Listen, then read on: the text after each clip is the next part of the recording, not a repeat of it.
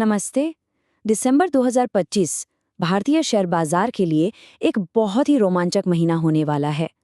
इतनी सारी कंपनियां पब्लिक होने के लिए लाइन में खड़ी हैं।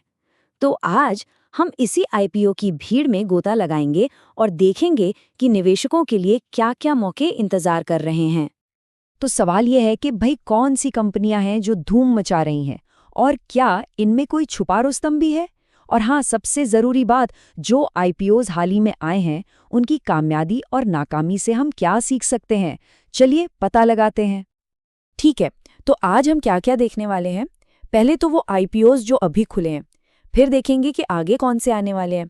उसके बाद उन बड़े नामों की बात करेंगे जिनका सबको बेसब्री से इंतजार है। और आखिर में हाल की लिस्टिंग से कुछ जरूरी सबक सीखेंगे।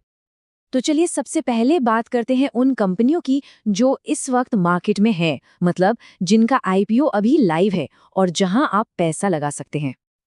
अच्छा, तो यहाँ एक बहुत ही इंटरेस्टिंग चीज़ देखने को मिल रही है। देखिए, एक तरफ है आईसीआईसीआई प्रूडेंशियल जैसा बड़ा मेन बोर्ड आईपीओ है ना, एक जानी मानी सेट कंपनी, और दूसरी तरफ है केएसएच इंटरनेशनल जैसे एसएमई आईपीओस। ये छोटी कंपनियां होती हैं, लेकिन इनमें तेजी से बढ़ने का दमखम हो सकता है। मतलब साफ है, इन्वेस्टर्स के पास चुनने के लिए हर तरह का ऑप्शन है, कम रिस्क से लेकर हाई ग्रोथ पोटेंशियल तक। चलिए अब थोड़ा आगे बढ़ते हैं और देखते हैं कि दिसंबर के दूसरे हाफ में कौन कौन सी कंपनियां लाइन में लगी हैं।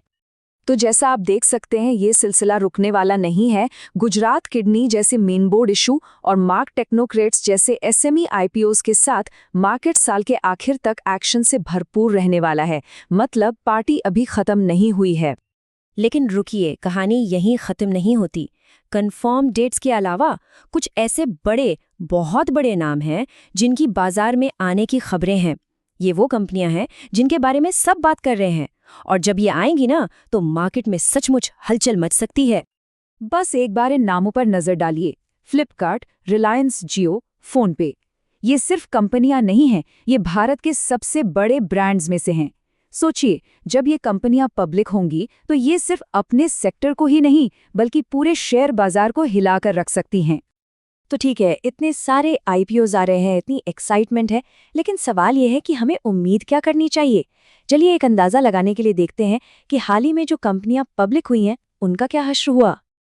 देखिए, एक बात तो साफ है, सारे आईपीओज लिस्टिंग के दिन रॉकेट नहीं बनते। इसमें इन्वेस्ट करना, सच कहूं तो कभी कभी सिक्के के दो पहलुओं जैसा होता है। या तो आप बहुत अच्छा पैसा बना सकते हैं या फिर नुकसान भी उठा सकते हैं। सब कुछ इस पर डिपेंड करता है कि लिस्टिंग वाले दिन मार्केट का मूड कैसा है। और ये चार्ट इस बात का परफेक्ट एग्जाम्पल है। देखिए, एक तरफ है मीशो, जिसने लिस्टिंग के दिन ही 53% का जबरदस्त गेन दिया। कमाल है ना। लेकिन दूसरी तरफ है श्री कान्हा स्टेनलेस, जो 7% नीचे खुल गया। ये आईपीओ मार्केट का असली चेहरा है, कभी खुशी कभी गम। तो दिसंबर की शुरुआत से जो सबक मिलता है वो बिल्कुल शीशे की तरह साफ है।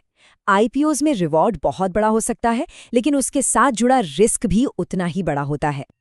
अच्छा, तो अगर ये सब देखकर आपका मन भी किसी आईपीओ में इन्वेस्ट करने का हो रहा है, तो अच्छी खबर यह है कि इसका प्रोसेस अब बहुत ही आसान हो गया है।